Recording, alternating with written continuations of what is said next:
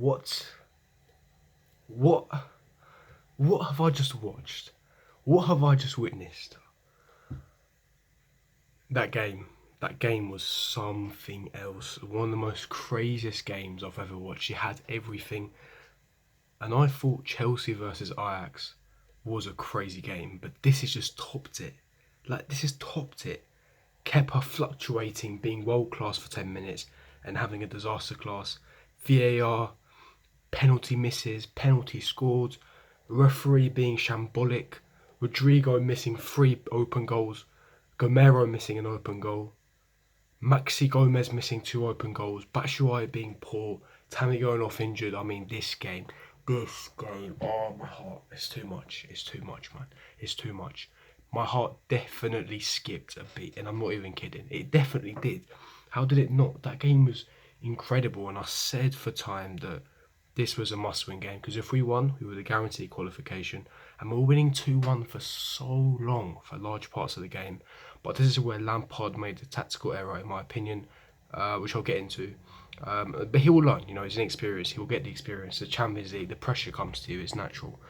But this game, man, honestly. Now, before I do get into it, let me get into the lineup. Kepa in goal, Azpilicueta left back, Reece James right back, Christensen and Zuma 2 centre backs. Tomori was given a rest. Jorginho, Kovacic, Kante is the midfield trio. Then we had Willian, Pulisic, Abraham. That was our starting lineup, and to be honest, it was very even. I believe it was a very even first half, especially the first 25-30 minutes. However, Valencia, especially Maxi Gomez, he missed 2 sitters. Unforgivable sitters. Kepa, he pulled off a couple of world-class saves as well.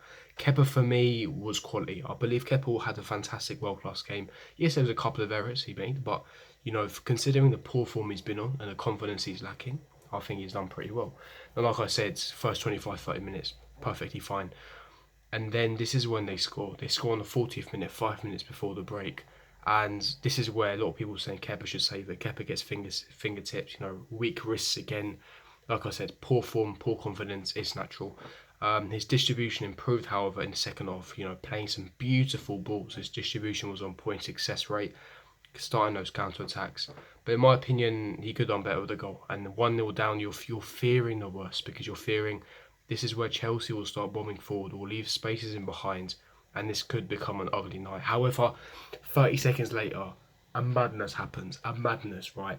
Kovacic scores his first ever goal for Chelsea. He hasn't scored since January 2017. His first ever goal for Chelsea. And it's not some crappy tap-in. It's a banger from 35 yards. Of course it is. It's not your classic top bins. It went bottom corner. But it's still a fantastic low-driven shot from quite a distance out with a lot of defenders in the way. And I'm thinking, what? Like, this game had everything. This game had, what the fuck moments and, just loads of goals in it. It was, as a neutral, this game was fantastic to watch, because towards the end, it became a basketball game. End to end to end to end to end. I could not take it. I could not take it. My heart, honestly, I'm done. I'm honestly done with this, but listen, at least we didn't lose. I'll get into that quickly. Kovacic scores 1-1, and then he nearly scores again. This guy never gets opportunities. He was put through 1-on-1. He misses it. Should have gone across the goal. Half time comes 1-1. I'll take it. I'm thinking, regroup, make those crucial tactical changes. I thought that with us going down a lot the right hand side of Valencia, it was playing into Valencia's strength, Valencia's hands. By not having Emerson, that attacking left outlet, it made us a lot weaker. It allowed Valencia to expose those spaces. And I think Azpilicueta, because he's not press resistant, because he hasn't got the legs and he's not very good attacking wise and attacking those spaces, it was very comfortable for Valencia to defend against. I think Emerson was required immediately. I thought that Lampard should have put Emerson on for Azpi as soon as the second half started, because then we would have an outlet on the left hand side and cause Valencia more problems on the wide flanks and also in the spaces in the midfield as well. That's just my personal opinion, and you saw the difference when he came on. The left hand side livened up. But like I said, second half starts, I thought that maybe he can make those crucial tactical changes, requirements to really push us forward to win the game. And obviously we start the game really brightly. Of course, unfortunately, Tammy Abraham came off with an injury. Hopefully he's fine. It's a stomachache, I believe. Had a bit of concussion, so shouldn't be out for too long, hopefully. And of course, Michy Batshuayi comes on. He comes on and he had a nightmare. He had an absolute mare. He missed a couple of 2-3 absolute golden opportunities. And luckily we go 2-1 up. We go 2-1 up against the run of play. Pulisic, he scores a beautiful goal. Cross comes in from Kante. Zuma headers it. Pulisic taps it in. However, there was a long VAR delay. It was originally ruled offside, and looking at it from the naked eye, it was actually offside. I thought, looking at it the first time, I thought it's not, it's offside.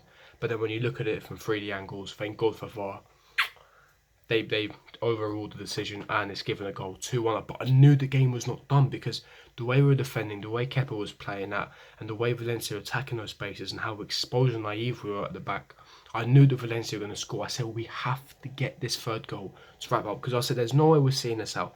There is no way we're going to win this game 2-1. I said that we're going to have to get the third goal if we want to wrap up the 3 points and wrap up qualification.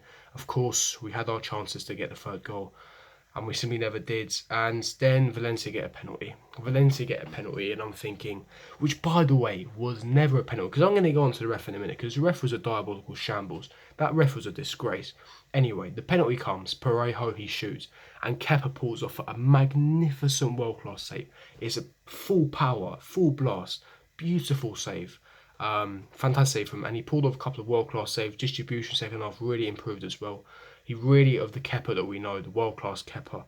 And yeah, he had a fantastic performance up until Valencia's equaliser. Daniel Vaz, the midfielder for Valencia, a freak fluky goal, meant to be a cross. One of them Zappacosta goals where Zappacosta scored, it was identical to that. It literally swerves, hits the post, crossbar, and then goes in. It's a very freaky, fluky goal. A lot of people blame Kepa, but in my opinion, you shouldn't blame Kepa. I mean, if you want to blame someone, blame Kepa's parents for making Kepa so short, because it was a freak goal. His positioning was all over the place, because what do you think? You're expecting a cross. That's natural. You're expecting a cross. It's a fluke goal. So when it comes in, and especially the way that the ball curved and dipped, it hit the post and then went in. So it's not like he could have done anything about it. So people blaming Kepa, think about physics. And the reason why I'm saying this, because I used to play in goal as well, and the way the ball swerves is different. It dipped a lot as well, which made it difficult for Kepa. And in my opinion, he had a fantastic evening. I think that, he was world class, had a fantastic penalty distribution on point, a couple of fantastic saves. Of course, you've got people with agendas that are going to be coming saying, oh, Kepa's this, Kepa's poor, Kepa's not good enough, etc. But no, he was fine, 2-2. And this is where the momentum completely shifted, because now Valencia were coming at us, and Valencia needed the win more than us, because they've got Ajax away. They're not going to win that. So this is pretty much confirming they're going Europa League. Right, we have a little at home, so we have a more favourable, easier way route to get the 3 points.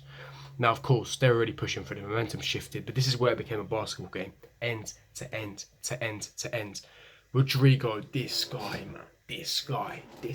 Oh my God, we have been let off the hook so many times tonight, so many times. Right, he misses a really good opportunity, but then the second time round, he gets the ball. Oh my God, it was unbelievable. I did not believe what I was watching. I honestly didn't believe what I was watching. The ball came in. It was on her plate. The ball was on her plate for Rodrigo at 95th minute, and he uses his wrong foot. And before that, he missed 2 sitters. Maxi Gomez missed 2 sitters. I'm thinking, the angels, the gods are on our side, because we should have. This should have been a big high-scoring game. We got let off the hook big time, because that's the thing, naivety. And the thing I want to mention is Lampard made that tactical error where he brought Jorginho off because he was booked. I understand it. But Jorginho and Kostic give us that control, that dominance in the midfield, allows us to transition the play in those triangles, press, and then move and transition quickly. Without Jorginho, we lost the control and the dominance midfield, hence why we were so naive, hence why we're exposed to the back, and that's why there's so many spaces in between those lines, half spaces for Gamero, for Rodrigo, for Vaz to basically operate in, hence why the momentum shifted and we were under the cosh for so long, hence why we should have been buried in the last minute, and that didn't happen the case. Like I said, Lampard made that error, he will learn from that. And hopefully, he's inexperienced, he'll learn from that. But the referee, from the final point I want to talk about, the referee was a disgrace. Giving out yellow cards, Valencia players diving like it's a theatre show, booking us for no reason, Kante winning the ball but getting booked, Kepa getting booked when Valencia making substitution, getting booked for time wasting when simply was a substitution for Valencia. Made no sense. The penalty that they had was never a penalty, justice served. Jorginho, he got swept by, so how was that a penalty? I will never know. The amount of cards given was ridiculous. The referee is not fit to be a referee. You should be working at a coffee shop or a restaurant, because you don't clearly know the basic rules of football. That was a disgrace. But wrapping it up, guys, like I said, at least we didn't lose. That's the positivity here.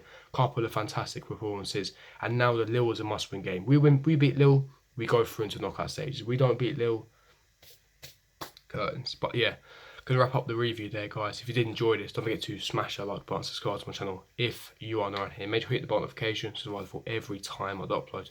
And comment down with your thoughts, opinions in the comment section below. And I'll see you guys for my next video. Peace.